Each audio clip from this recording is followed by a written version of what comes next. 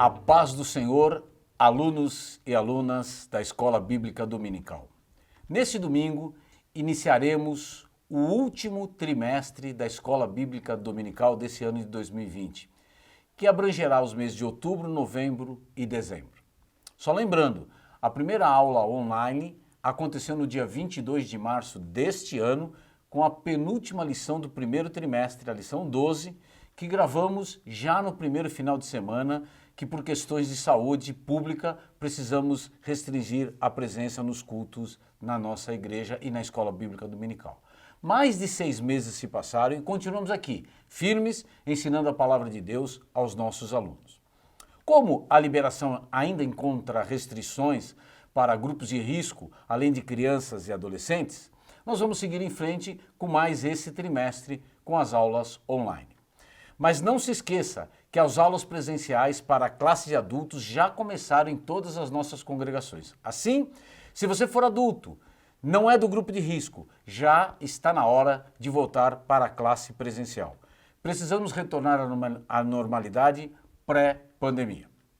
Neste quarto trimestre, para a classe de adultos, nós vamos estudar o livro de Jó. O comentarista da lição é o pastor José Gonçalves, que é pastor, escritor e articulista da Assembleia de Deus de Água Branca, no Piauí, é bacharel em teologia pelo Seminário Batista de Teresina e graduado em filosofia pela Universidade Federal de Piauí, do Piauí, digo. Também é pós-graduado em interpretação bíblica pela Faculdade Batista do Paraná e mestre em teologia por essa mesma faculdade. O tema da lição de hoje é o livro de Jó. Esse é o título da primeira lição. E, como eu já disse aqui para vocês, tem uma versão digital da revista da Escola Dominical. É essa aqui, você pode ler no seu iPad e ela tem alguns atributos. Eu vou usar essa revista hoje porque ela acaba sendo muito útil para nós. Ok. O textuário da revista está na carta de Tiago, no capítulo 5, versículo 11, que diz assim: Eis que temos por bem-aventurados os que sofreram. Ouvistes qual foi a paciência de Jó, e vistes o fim que o Senhor lhe deu, porque o Senhor é muito misericordioso e piedoso. Tiago 5 e 11. A verdade prática, que resume o que se pretende com essa lição de hoje, é a seguinte: o livro de Jó não é apenas uma preciosidade da literatura universal, mas, sobretudo, uma poderosa resposta de Deus para as grandes questões da Bíblia. Agora, a leitura bíblica em classe é dividida em vários lugares, em Timóteo, em Ezequiel e em Tiago. 2 Timóteo, capítulo 3, versículo 16, diz assim: Toda a escritura, divinamente inspirada, é proveitosa para ensinar, para redarguir, para corrigir, para instruir em justiça.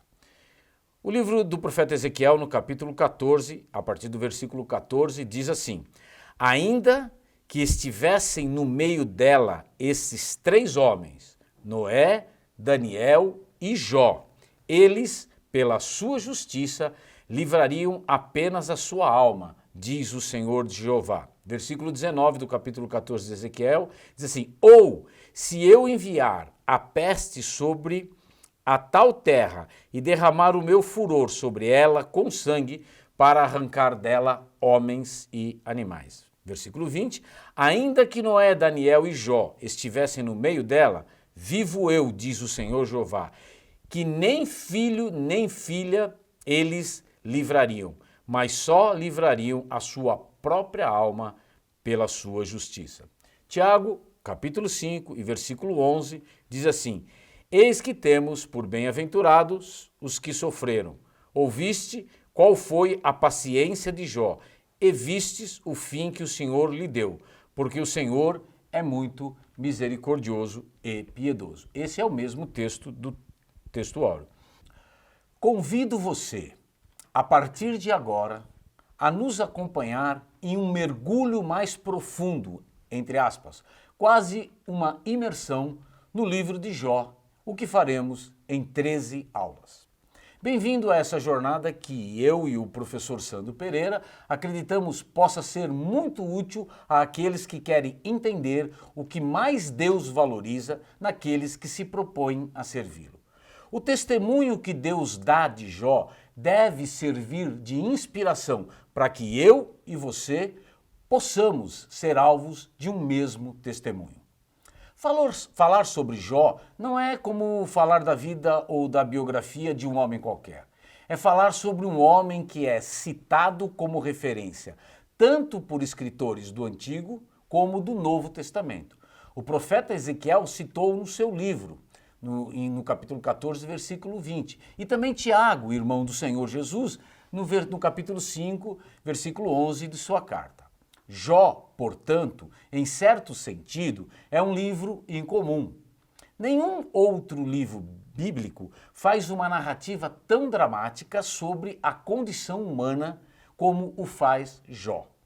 Como em uma peça teatral, Jó levanta as cortinas para apresentar a humanidade no cenário da vida. A realidade é nua e crua. O autor queria que o dilema e dramaticidade vividos por Jó não fossem perdidos ou empobrecidos e, por isso, escolheu a linguagem poética para expressá-los.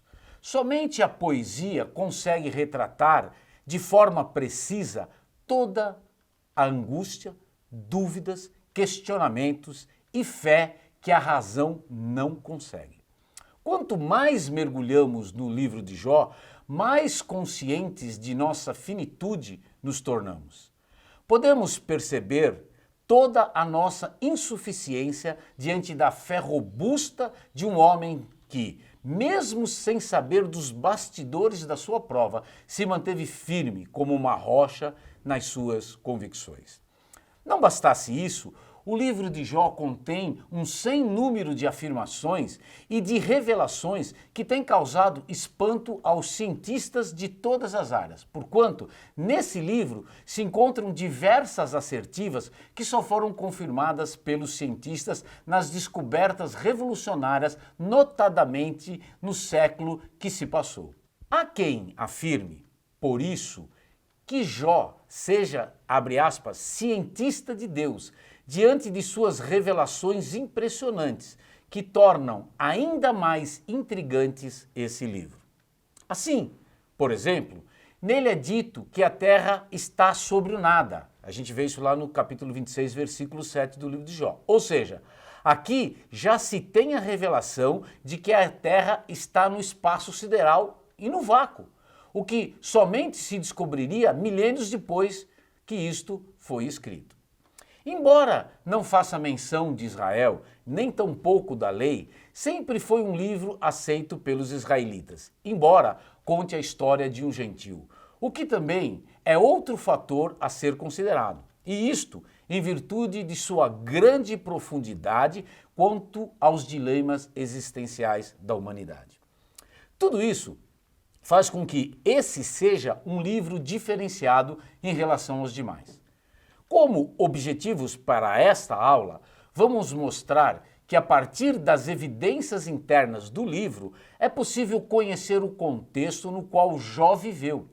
Também vamos especificar o gênero literário e de que forma esse conhecimento ajuda na compreensão do livro de Jó. E, finalmente, vamos identificar o propósito e a mensagem do livro de Jó. Vamos fazer um rápido sobrevoo sobre o escrito que estudaremos, passando a conhecer como é a estrutura desse livro. Primeiro, os capítulos 1 e 2 formam o prólogo. Inicia-se a narrativa com a apresentação do patriarca desde seu caráter até seu patrimônio e família. Em seguida, é apresentado o próprio testemunho de Deus a respeito dele, feito ao adversário que, enigmaticamente, é visto prestando contas ao Senhor. Ante esse testemunho, há um desafio feito pelo inimigo e aceito por Deus. Na sequência, vemos a primeira série de discursos, abrangendo os capítulos 3 até o 14, que apresentam os discursos de Jó e de seus 3 amigos, vamos dizer assim, incômodos. Podemos dividir essa segunda parte em 2 subitens. A. Jó seria culpado, por isso estava sendo punido. Essa seria a razão do sofrimento humano, segundo a teologia equivocada dos amigos de Jó. Infelizmente, essa teologia está presente nas nossas igrejas até hoje. B. Jó nega a acusação que seria culpado. Em seguida, começa a segunda série de discursos presente nos capítulos 15 até o 21, onde os 3 amigos sábios, mais incômodos de Jó, discursam e recebem a sua resposta. Continuando, acontece uma nova série de discurso nos capítulos 22 a 33, onde Elifaz e Bildade apresentam novos argumentos e Jó lhes responde. Na continuação do livro de Jó, encontramos nos capítulos 32 até o 37 o discurso de Eliú, que podemos dividir em 5 subitens. O primeiro, o propósito da aflição, capítulos 32 até o 33. 2, a vindicação da pessoa de Deus, capítulo 34.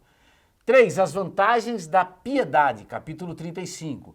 Deus é grande e Jó é ignorante, capítulos 36 e 37. Eliú faz a valiosa observação de que o sofrimento pode servir-nos de disciplina, termina esse texto. Na sexta parte da estrutura do livro, podemos ver nos capítulos 38 até o 42, versículo 6, o discurso de Deus, onde se pode observar que na presença de Deus a solução deve ser sentida, mesmo quando não intelectualizada. Esse discurso divino pode ser dividido em 2 partes. A primeira, Deus é todo-poderoso e majestoso. Jó percebe sua pequenez e sente a vaidade das suas palavras. Isso nos capítulos 38 até o 40, versículo 5. E 2, o poder de Deus contrasta com a fraqueza humana. Jó se arrepende e demonstra a humildade que cabe bem ao homem. A presença de Deus experimentada garante a solução final para o problema do mal, capítulos 40, a partir do versículo 6, até o capítulo 42, versículo 6. Por fim, chegamos ao epílogo, onde os molestos ou incômodos consoladores de Jó são repreendidos. Deus reverte a fortuna de Jó e a paz e a abundância material subsistem à enfermidade e à carência, como a gente pode ver no capítulo 42, versículo 7 até o 17.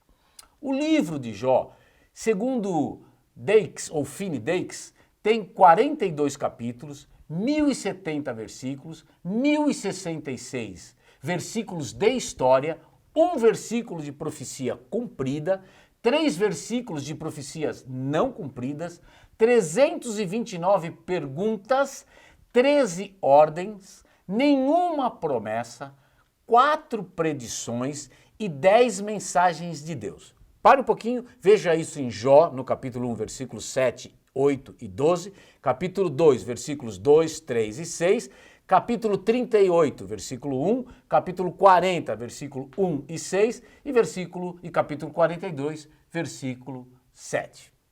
Bem, agora vamos saber sobre a data, autoria e integridade do livro de Jó. Sobre a data do livro de Jó, pode-se encaixá-lo bem claramente dentro do período dos patriarcas hebreus. Não há qualquer menção à lei mosaica, como também coisa alguma distintamente judaica no livro. Alguns eruditos supõem que havia uma tradição oral que preservava a narrativa fora de Israel antes de ter sido posta em forma escrita por algum israelita desconhecido. A isso podem ter sido feitas adições da parte de um editor ou editores posteriores, como veremos mais adiante. Então, poderíamos datá-lo dentro dos limites amplos entre 2000 e 1000 a.C.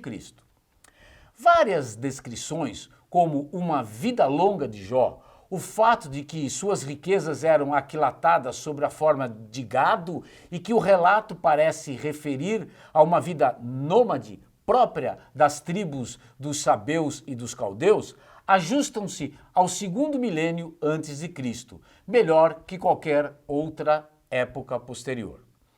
Isso faz de Jó um homem que viveu há muito tempo no passado, talvez até algum tempo antes de Abraão.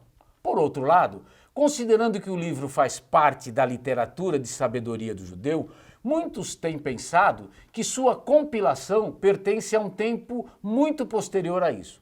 A verdade é que as opiniões a respeito divergem muito umas das outras, indo desde o segundo milênio até o século IV a.C.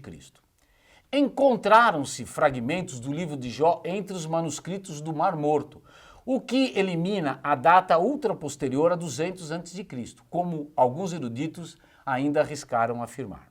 No que diz respeito à autoria, em vista do ambiente patriarcal que transparece no livro, a tradição judaica piedosa tem pensado que Moisés foi o autor do livro de Jó, embora isso, segundo outros, esteja fora da realidade. O propósito do livro não nos fornece qualquer indicação de que Jó tenha escrito qualquer porção da obra. Assim, na realidade, temos um autor desconhecido, que viveu em um período desconhecido. A menção aos bandos de caldeus presentes em Jó 1,17 e o uso de uma palavra arcaica, erade, presente no capítulo 42, versículo 11, e, em nossa versão portuguesa traduzida como dinheiro, apontam meramente para a antiguidade da história e não para a sua presente forma escrita. Os eruditos modernos têm variado a data do livro desde os dias de Salomão até cerca de 250 anos antes de Cristo, embora as datas mais populares variem entre 600 e 400 antes de Cristo, apesar de que há uma tendência crescente em favor de datas posteriores. Os argumentos com base no assunto, na linguagem e na teologia provavelmente favorecem uma data até posterior à de Salomão, mas, visto que o livro é sui generis dentro da literatura dos hebreus e que a linguagem empregada é tão distintiva, a ponto de alguns eruditos chegarem a pensar que se trata de uma tradução de um original aramaico, enquanto outros consideram que o seu autor teria vivido fora da Palestina, qualquer dogmatismo deriva-se de fatores subjetivos e pré-concebidos. No que tange à integridade da obra, alguns eruditos duvidam que o livro inteiro foi escrito por um único autor. As porções atribuídas a algum outro autor-editor são o prólogo, capítulo 1 e 2, a descrição sobre o hipopótamo, nos capítulos 4, 10 e 41, 20, o discurso de Eliú, no capítulo 31, 1 até 37 e 24, o capítulo 21º e o epílogo, capítulo 42, do 7 até o 17. Alguns estudiosos dizem que os capítulos 28, 32 a 37 e 38 e 39 também são adições. Porém, até onde podemos ver as coisas, as razões contra e a favor da autoria original dessas seções são puramente subjetivas. E nada de positivo pode ser provado. É verdade que uma grandeza essencial de expressão poética percorre a obra inteira, mas tanto podem ter havido 2 ou 3 poetas envolvidos, como também somente um.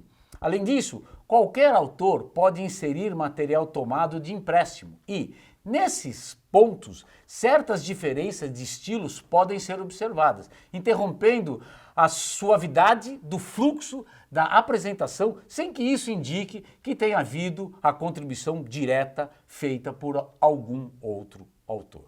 Por fim, gostaria de abordar a pessoa histórica de Jó. Alguns supõem que Jó nunca realmente existiu e que o livro que leva o seu nome é apenas uma novela romântica filosófica e não um livro verdadeiramente histórico. De fato, é significativo que não há qualquer registro genealógico desse homem, e alguns reputam isso como um sinal inequívoco da natureza não histórica desse homem e de toda a sua história. Todavia, esse argumento cai debilitado pelo fato de que um profeta tão importante como foi Elias, cuja historicidade não é posta em dúvida pelos eruditos, também não tem a sua árvore genealógica na Bíblia.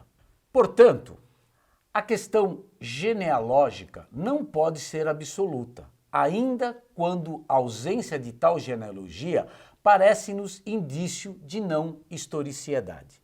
Jó aparece como habitante na terra de Uz, capítulo 1:1, o que, segundo alguns estudiosos, ficava situada em algum ponto entre Damasco, da Síria, ao norte, e Edom, ao sul, ou seja, nas estepes a leste da Síria-Palestina. Todavia, a Bíblia mesma atesta que Jó foi uma pessoa histórica. O profeta Ezequiel confirma que ele, de fato, foi uma pessoa real, correlacionando-o ao lado de Noé e Daniel e Ezequiel 14:14. Tiago, por exemplo, atesta a realidade histórica do principal personagem do livro, bem como a sua autenticidade textual quando destaca a perseverança de Jó em Tiago 5:11. Sendo Jó uma figura humana literal, conforme cremos, então ele pode ter sido um sheik que vivia perto do deserto da Arábia nos tempos dos patriarcas do Antigo Testamento. Pois, como já dissemos, não há qualquer menção à lei mosaica nesse livro de Jó. É possível que Jó fosse uma personagem histórica e que um autor posterior, conhecendo a história, mediante a tradição oral, a tenha reduzido à forma escrita. Mas, por essa altura, a genealogia e o arcabouço histórico de Jó se tinham perdido, pelo que esses detalhes não foram registrados, ainda que importantes para a mentalidade dos hebreus. Outro ponto que merece destaque diz respeito à estrutura literária do livro de Jó. O pastor José Gonçalves, no seu livro A Fragilidade Humana e a Soberania Divina, o Sofrimento e Restauração de Jó, nos ensina que o leitor que deseja ler o livro de Jó precisa dar-se conta de que diante dele há uma obra de natureza poética. Isso não torna o livro de Jó menos inspirado do que outros da Bíblia, mas revela que ele pertence a um diferente gênero literário. Jó precisa ser lido dessa forma. A estrutura desta obra demonstra isso. O texto é uma combinação de prosa, poesia, prosa, exatamente nessa ordem. Ele está literalmente organizado assim. Uma prosa nos primeiros capítulos, uma longa poesia no meio, uma prosa no último capítulo. Assim, o prólogo, Jó 1:1 até 2:3, e o epílogo, Jó 42:7 até os 17, estão em prosa. O texto intermediário é em poesia, que vai de Jó 3:1 até 42:6. E o pastor José Gonçalves continua ensinando que o livro é rico em metáforas. Esse recurso estilístico é usado pelo autor bíblico quando ele quer dar mais expressividade e maior vivacidade ao texto. O autor almeja que seu texto seja, abre aspas, colorido, ao invés de, abre aspas, preto e branco. Jó, por exemplo, usa a figura do, abre aspas, vai e vem do tecelão para demonstrar a brevidade da vida. Veja lá capítulo 7, versículo 6. Vento em Jó 7:7, nuvem em Jó 7:9, sombra em 8:9, 14 e 2, uma corrida, uma águia, uma flor, no capítulo 9, 25, 26 e no 14, versículo 2. No livro também há o recurso estilístico de paralelismo, onde elementos literários repetem-se na mesma ordem. Por fim, em um resumo bem apertado, vamos falar da natureza e mensagem do livro de Jó. Jó é apresentado como um homem piedoso e justo, ao ponto de o próprio Deus admirá-lo. Mas, em face de um desafio lançado por Satanás, quanto à genuidade da retidão de Jó, Embora esse não tivesse conhecimento desse desafio, este foi submetido a grandes provas e a padecimentos pessoais. Para complicar as coisas, chegaram os molestos, abre aspas, consoladores de Jó. Na verdade, esses homens foram detratores e algozes mentais. Embora os seus discursos fossem bastante eloquentes, a certos momentos isso aconteceu. A própria esposa de Jó foi envolvida no redemoinho do desespero, tendo-o convidado para amaldiçoar a Deus e morrer. A gente vê isso no capítulo 2, versículo 9. O livro tem como tema principal a questão do sofrimento do justo e de seu propósito. Pode o justo sofrer? O sofrimento está vinculado ou não necessariamente ao pecado de alguém? Apresenta-se, portanto, como uma profunda reflexão a respeito do sofrimento e, por conseguinte, da posição do homem diante de Deus.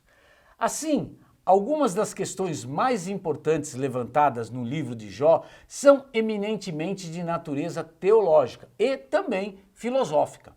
A questão do sofrimento do inocente é a principal delas. Por que sofre o justo? Ou por que os ímpios prosperam enquanto o justo sofre? Ao longo dos anos, tanto teólogos quanto filósofos têm procurado dar explicações para esse dilema humano. No contexto de Jó, a ideia que prevalece é a de que somente os maus sofriam em consequência dos seus pecados. Se havia sofrimento, era porque havia culpa do sofredor. Nesse aspecto, ao longo dos seus 42 capítulos, o autor procura demonstrar um novo olhar sobre essa questão e quão equivocados estavam os amigos de Jó. Por fim, o diálogo inicial do livro entre Deus e Satanás revela o que pensam muitas pessoas. Qualquer prática religiosa não passa de barganha. Estudando Jó, nós descobrimos que essa era também a tese do diabo. Para ele, Jó só permanecia fiel a Deus porque recebia benefícios em troca. Jó era um homem agraciado com muitos bens, com uma família formidável, cercada de muitos amigos e gozava de boa saúde. Nessas condições, como disse Satanás, todos são devotos. Todavia, vindo o infortúnio, a tragédia e a calamidade, será que esse fervor religioso permaneceria? Satanás estava disposto a apostar que a espiritualidade de Jó não subsistiria a uma prova de fogo. O livro mostra como Jó se comportou nesta prova. Os últimos capítulos do livro respondem à seguinte pergunta: pode o homem compreender Deus? Vemos demonstrados nos textos finais que os impactos que a revelação divina tem sobre os homens, como Paulo, que foi verdadeiramente mudado quando contemplou o Senhor numa visão lá em Atos capítulo 9. Assim também Jó é totalmente transformado quando contempla a majestade do Senhor. A gente vê isso no capítulo 38 até o 42. A questão para Jó não foi o tanto entender Deus, mas experimentá-lo, viver e experienciar. Por sua vez, Deus é apresentado como um ser gracioso, poderoso e sábio. E a resposta para o problema do sofrimento, segundo podemos deduzir, é que devemos deixar a questão ao encargo da inescrutável vontade do Senhor. Deus vindicou a causa de Jó. Os amigos de Jó, entretanto, não estavam com a razão. Jó foi restaurado em sua saúde e em sua sorte, tendo se tornado ainda mais próspero do que antes. O livro, por assim dizer, diz-nos: não se sabe a resposta para o problema do mal, mas devemos confiar naquele que nos deu a resposta, aguardando com toda a confiança e esperança. A resposta especial de Jó é que a presença de Deus experimentada resolve todos os nossos problemas na terra e nos céus. Naquela presença, sabemos extra-racionalmente, intuitiva e misticamente, que Deus está no seu trono e que tudo está bem no mundo, mesmo sem meios adequados para explicar como.